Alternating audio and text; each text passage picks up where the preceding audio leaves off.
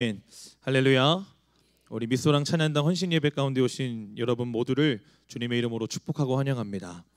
우리가 소 뮤지컬을 통해 느꼈듯이 이 각 세대마다 추구하고 원하는 찬양은 다 다르지만 한 가지 동일한 건 하나님은 홀로 우리의 찬양을 받으시기에 합당하신 분인 줄 믿습니다. 우리 준비해준 미소랑 찬양단 위에 다시 한 번 더 큰 박수 하겠습니다. 학창 시절 교회 부흥회 때 강사 목사님께서 하셨던 이야기가 아직도 기억에 납니다. 바로 며느리들이 제일 좋아하는 찬송가가 있다는 겁니다. 혹시 무슨 찬송가인지 아세요? 며느리들이 가장 좋아하는 찬송가 325장 예수가 함께 계시니라는 찬송가인데요. 예수가 함께 계시니 시엠이 오나 겁없네. 죄송합니다. 여기 계신 모든 시어머니들께서 오해 없으시기를 바라겠습니다. 제가 어릴 때 들었지만 아직도 기억에 나는 그런 농담 중 하나였습니다. 여러분, 우리 각자에게는 좋아하는 찬송이나 또 자신의 삶의 사연이 담겨있는 찬송가가 하나쯤은 있기 마련입니다. 저에게도 그러한 신앙의 명곡이 하나 있는데요. 저는 학창시절 제가 나온 모교회에서 어떤 한 분야에서 가장 유명했습니다. 어떤 거로 유명했을까요? 개그 아닙니다. 바로 까딱하면 다치는 거. 다치는 거로 모교에서 가장 유명했는데요. 제가 잠시 다쳤던 이력들을 소개해드리겠습니다. 저의 가장 첫 수술이 7살 때였습니다. 아버지께서 고장난 제 자전거를 마당에서 고쳐주시고 할머니 슬리퍼를 신고 온 저에게 자 이제 자전거 탈 거니까 신발 갈아 신고 와라 라는 그 말에 제가 신이 나서 계단을 뛰어 올라가던 도중에 제가 계단에서 넘어지게 되는데 예전 계단을 보면 그 계단 끝에 금색이나 은색으로 이렇게 되어 있었거든요. 그 모서리에 제가 얼굴부터 넘어졌습니다. 그러니까 물론 그렇다고 해서 지금의 이 얼굴이 그때 고친 얼굴은 아닌데요. 다행히 왼쪽 바로 위에 눈썹을 제가 바로 모서리에 부딪혔는데 일어나 보니 뼈가 보일 정도로 하얗게 보일 정도로 벌어져서 급하게 이제 응급실에 가게 됐습니다. 응급실에서 마취가 안 된다고 해서 7살 나이에 의사가 올라타고 밧줄로 꽁꽁 묶여서 18바늘이나 마취 없이 봉합했던 기억이 있습니다. 그래서 7살 때 제 사진들을 보면 다 여기에 큰 반창고를 하나씩 붙이고 있는 것을 볼 수 있습니다. 그 후부터 제가 찬란하게 계속해서 다치기 시작하는데 하루는 초등학교 2학년 때 학교를 마치고 학교 담을 넘었는데 2m, 3m 되는 정도에서 제가 그대로 떨어졌습니다. 이때 팔로 제가 이렇게 넘어졌는데 여러분 여기 손목부터 팔꿈치까지 뼈가 요골과 척골이라고 하는 두 개의 긴 뼈가 있거든요. 그 두 개가 다 부러졌습니다. 그 이후에도 엄지발가락, 손등 골절, 심지어 목을 다쳐서 제가 한 달 동안 목 깁스를 한 적도 있습니다. 그래서 교회에서 야 누구 다쳤대 라고 하면 누굴까요? 바로 저였습니다. 그러다가 고등학교 2학년 때 이제 최고의 클라이막스를 찍게 되는데 제가 고등학교 2학년 때 여름 수련회를 가서 이제 계곡에서 있었던 일입니다. 저희 담당했던 전도사님이 오전에 계곡에서 노는 시간에 저를 한번 잡아서 빠뜨려 보겠다고 해서 미칠 듯이 막 달려오는 겁니다. 그래서 제가 죽기 살기로 살고자 그 돌이 천지였던 계곡을 맨발로 이리저리 뛰어다닙니다. 그렇게 이제 잘 도망쳐서 계곡을 빠져나왔습니다. 그리고 이제 이 그늘 아래에서 잠시 쉬어야겠다라고 생각하고 앉는 찰나에 제 발이 보이는데 순간 오른쪽 발 가운데 세 번째 발가락이 위를 보고 있지 않고 오른쪽을 보고 있는 겁니다. 그러니까 80%가 부러져서 이쪽으로 이렇게 넘어간 거예요. 거의 90도 가까이. 결국 계곡에서 앰뷸런스에 실려갔습니다. 그리고 응급실에서 의사가 제 부러진 발가락을 이 넘어간 발가락을 맞추기 위해서 여러 번 잡아 당깁니다. 그런데 돌아오지가 않습니다. 그리고 이렇게 말합니다. 지금 당장 돌아가셔서 응급 수술을 하셔야 됩니다. 그렇게 담당 전도사님께서 죄인된 마음으로 저희 아버지께 전화를 합니다. 그런데 저희 아버지의 대답은 이거였습니다. 아니요, 선에 그냥 거기 있게 해주세요. 지금 선에가 오게 되면 수련의 분위기가 망쳐지고 하나님의 은혜가 가리워지는 것 같으니까 괜찮다면 2박 3일 데리고 있어 주세요. 제 의견은 묻지 않은 채 아버지께서 그렇게 말씀을 하시고 전화를 끊으셨습니다. 그렇게 그날 저녁 집회가 시작됐습니다. 저녁이 되니까 통증이 막 몰려오기 시작하는 거예요. 그래서 약을 먹고 임시로 깁스를 한 채로 목발을 한 상태로 뒤에 이렇게 서 있었는데, 찬양이 시작되자마자 모두가 신나게 앞에서 막 뛰면서 찬양을 하는 거예요. 그때 제 가장 친한 두 친구가 목발을 짚고 있는 상태로 뒤에 있는 저에게 와서 양쪽에 부축을 해주고 함께 뛰면서 찬양을 했던 기억이 있습니다. 그때 불렀던 찬양이 바로 멈출 수 없네라는 찬양인데요. 가사가 이렇습니다. 주를 향한 나의 사랑 멈출 수 없네, 멈출 수 없네. 주를 향한 나의 열정 멈출 수 없네, 멈출 수 없네. 저는 이 찬양을 부르면서 펑펑 울었습니다. 사실 많이 아팠습니다. 그리고 수술을 해야 된다는 말에 무서웠고 두려웠고 또 불안했습니다. 그러나 아버지의 대답도 그렇고 저 또한 집으로 돌아가고 싶지는 않았습니다. 왜냐하면 고등학교 1학년 여름 수련 때 예수님을 인격적으로 만난 이후에 1년이 흘러서 내가 만났던 예수님 만났던 그 여름 수련회가 다시 돌아온 거예요. 그러니 얼마나 1년 뒤에 돌아온 그 여름 수련회가 감격스럽고 그토록 기다렸던 수련회였겠습니까? 이 주님을 처음 만났던 그 수련회였기 때문에 당장 내 형편과 처지보다는 당장 예배하고 찬양하는 것, 그 자체만으로도 너무 기쁘고 또 감사했던 순간이었습니다. 그래서 누군가 저에게 주님을 언제 가장 뜨겁게 사랑했습니까? 라고 묻는다면, 물론 별로 살지도 않았지만 저는 발가락이 부러져 깁스를 한 채로 뛰며 찬양했던 그 순간입니다 라고 대답할 것 같습니다. 결국 수술 시점이 늦어져서 2박 3일 이후에 도착하자마자 씻지도 못한 채 바로 병원으로 향했습니다. 철심 2개를 박아야 했고 발가락은 완전히 제자리로 돌아오지 않았습니다. 그러나 지금도 저는 제 그 오른발 발가락을 볼 때면, 내가 이렇게 주님을 사랑했었구나, 내가 그때 예수님 때문에 그렇게 찬양했었구나 라는 생각이 문득문득 듭니다. 이 당시에는 너무 아픈 통증도 있었고 또 상황이 너무 좋지 않았습니다. 수술을 해야 한다는 말에 어린 마음에 무서웠고 두려웠고 불안했습니다. 그런데 어떻게 그렇게 하나님을 찬송할 수 있었는가, 어떻게 그렇게 하나님을 찬양할 수 있었는가라고 스스로에게 묻는다면 단언컨대 예수님 때문에 라고 저는 대답할 겁니다. 이 시간 여러분에게도 묻기를 원합니다. 여러분은 찬송하는 이유가 무엇입니까? 여러분의 찬송의 이유는 무엇입니까? 여러분은 누구 때문에 또 무엇 때문에 찬송하며 살아가고 계십니까? 오늘 이 부분을 우리 말씀을 통해서 함께 생각해 보기를 원합니다. 오늘 함께 읽은 본문에는 바울과 실라가 등장합니다.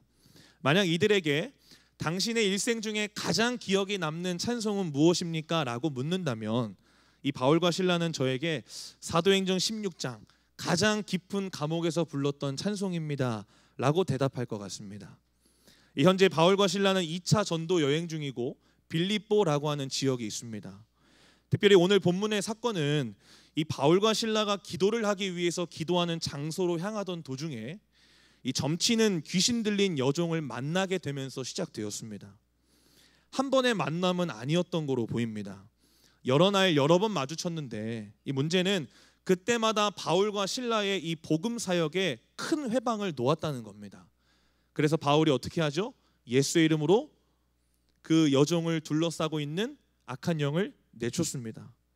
문제는 귀신 들려 점치는 여종으로 인해 막대한 이익을 보고 있던 주인들이 들고 일어서기 시작한 겁니다.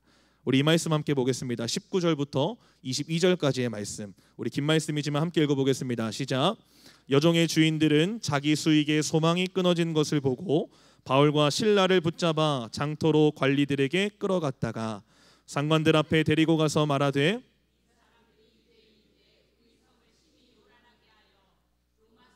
우리가 받지도 못하고 행하지도 못할 풍속을 전한다 하거늘 무리가 일제히 일어나 고발하니 상관들이 옷을 찢어 벗기고 매로 치라 하여. 아멘.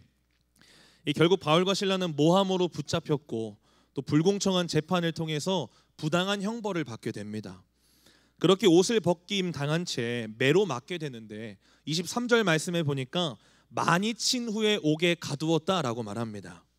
여러분, 여기서 많이 쳤다면 이 바울과 실라는 어느 정도 매를 맞았을까요? 이 유대의 태형은 우리가 잘 알고 있듯이 40에서 하나 감한 매입니다. 그런데 로마의 태형은 상관의 지시가 있을 때까지 제한이 없는 매였다고 합니다. 그러니 상상이 가지 않는 수준의 매를 맞은 거죠.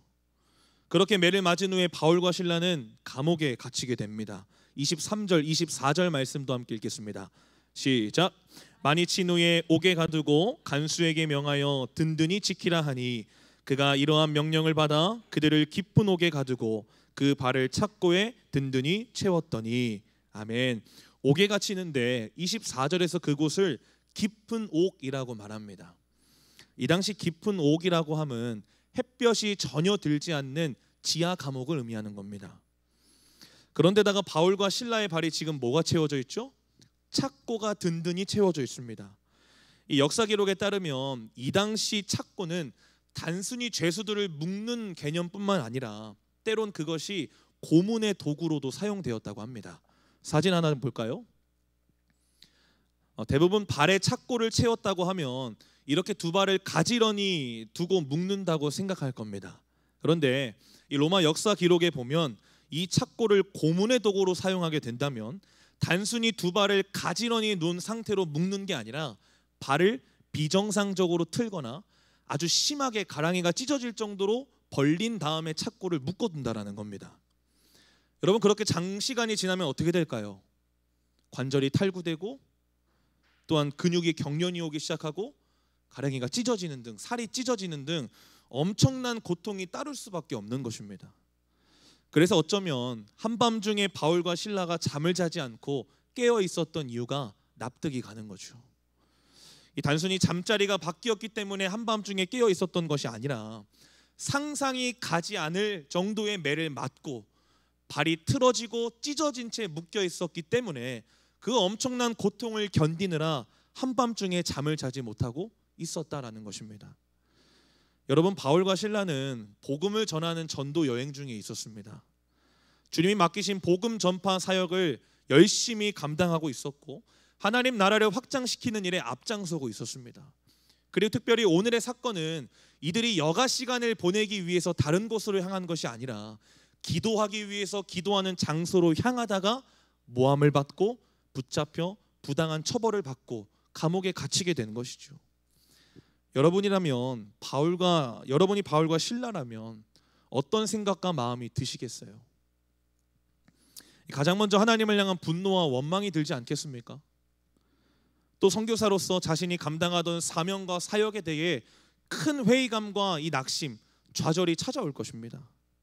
그렇게 어쩌면 극심한 절망 속에서 엘리야가 하나님께 여호와여 넉넉하오니 지금 내 생명을 거두시옵소서 라고 호소했던 것처럼 지금 바울과 실라도 하나님께 그렇게 한탄하고도 충분히 남은 상황이라는 것이죠. 그러나 바울과 실라는 그렇게 하지 않았습니다. 25절 말씀도 함께 읽어보겠습니다.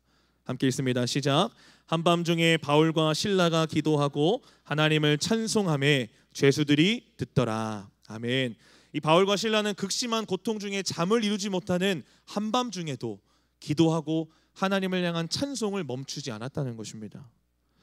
저는 이 25절에서 잠시 멈췄습니다. 그리고 곧바로 드는 생각은 이거였습니다. 아니 왜? 도대체 어떻게?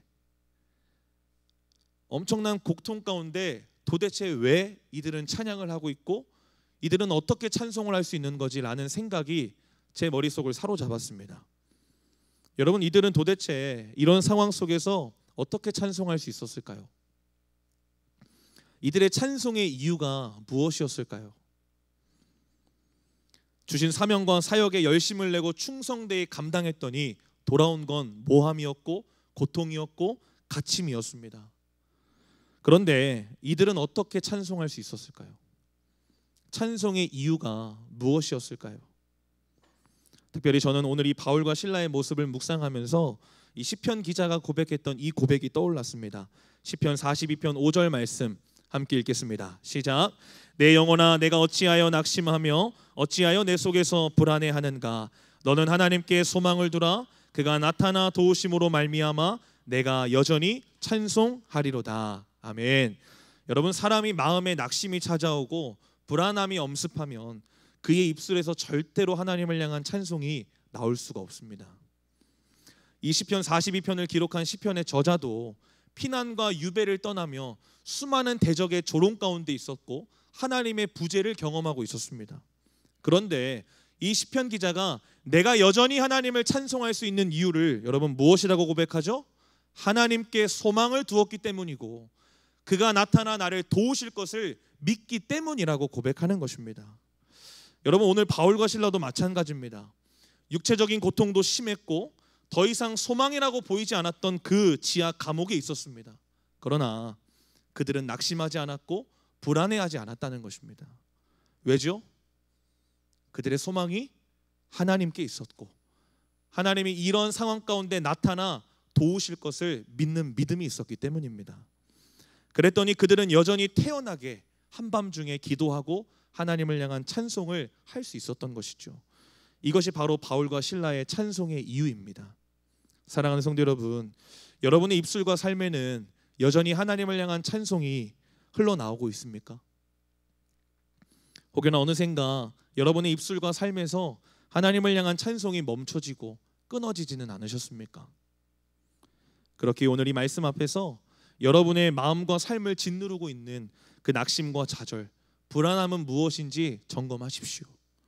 그리고 여러분의 소망을 지금 어디에 두고 있고 무엇에 두고 있는지 또한 점검하시기를 바랍니다. 그리고는 시편 기자의 고백처럼 스스로 이렇게 선포하시기를 바랍니다. 내 영혼아, 내가 어찌하여 낙심하며 어찌하여 내 속에서 불안해하는가? 너는 하나님께 소망을 두라. 그가 나타나 도우심으로 말미암아 내가 여전히 뭐 할까요? 찬송하리로다. 그렇게 고백하는 저와 여러분 되었으면 좋겠습니다. 이제 말씀을 정리합니다. 사랑하는 성도 여러분, 우리가 어떠한 상황과 환경 속에서도 여전히 하나님을 찬송할 수 있는 이유는요, 우리의 소망이 하나님께 있기 때문이고 어떠한 순간에서도 하나님이 나타나 우리를 도우실 것을 믿는 믿음이 있기 때문인 줄로 믿습니다. 그러한 소망과 믿음을 가지고 찬송한 바울과 실라에게요 26절의 역사가 나타납니다. 우리 마지막으로 26절 말씀 한 목소리로 함께 읽겠습니다. 시작. 이에 갑자기 큰 지진이 나서 옥터가 움직이고 목이 딱 열리며 모든 사람의 매인 것이 다 벗어진지라. 아멘. 이 26절의 역사가 오늘 저와 여러분의 삶 가운데도 동일하게 나타나기를 주님의 이름으로 축복합니다. 하나님께 소망을 두는 자, 그가 나타나 도우실 것을 믿는 자, 그래서 어떠한 상황과 환경과 형편과 처지 가운데서도 여전히 하나님을 찬송하는 자에게 우리 삶에 닫혀진 모든 문이 열리게 되고 우리를 메었던 모든 것들이 벗겨지는 하나님의 은혜가 임하게 될 줄로 믿습니다. 이 시간 여러분의 찬송의 이유를 다시 생각하며 그 찬송의 이유를 여러분 마음 가운데 다시 새기실 수 있기를 바랍니다. 어느샌가 내 입술과 삶에 멈춰졌던 그 하나님을 향한 찬송이 다시 한 번 더 폭포수와 같이 회복되시는 저와 여러분 다 되시기를 주님의 이름으로 축원합니다.